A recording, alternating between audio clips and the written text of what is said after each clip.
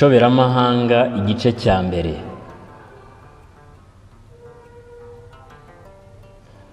Mbere y'uko turebera hamwe inshoberamahanga zifatiye ku nshinga kugwa, dore inshoza y'inshoberamahanga. Inshoberamahanga ni imvugo ica amarenga ku buryo utamenyereye ururimi adahita yumva icyo isobanura.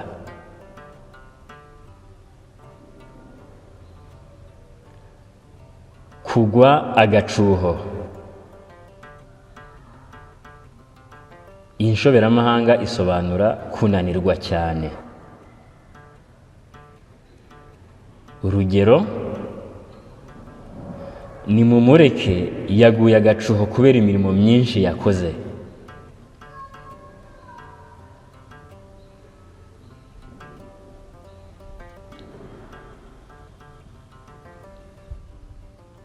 Kugwa ahashashe ni ukugera ahantu hameze neza cyangwa ku bintu byiza. Urugero: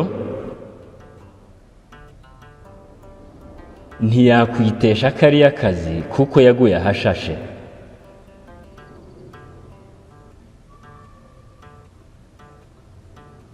Kugwa gitumo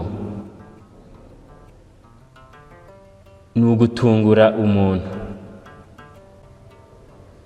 Urugero: bamuguye gitumo asoma ubutumwa butamugenewe aramwara.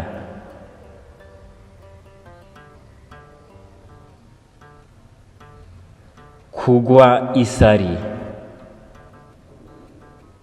bisobanura kwicwa n'inzara.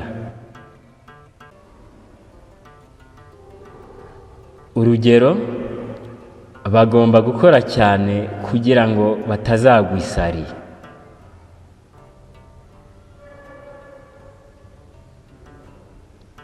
Kugwa ishyanga bisobanura kugwa hanze y'igihugu. Urugero: yanze kugwa ishyanga agaruka mu rwamubyaye.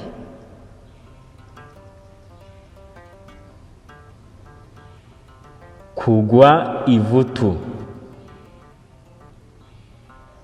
bisobanura kumererwa nabi mu nda bitewe no kurya ugahaga cyane. Urugero: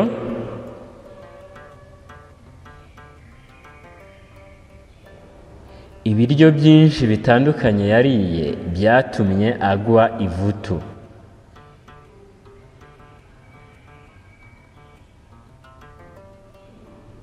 Kugwa miswi, uku ni ukunganya amanota mu ishuri cyangwa mu mukino.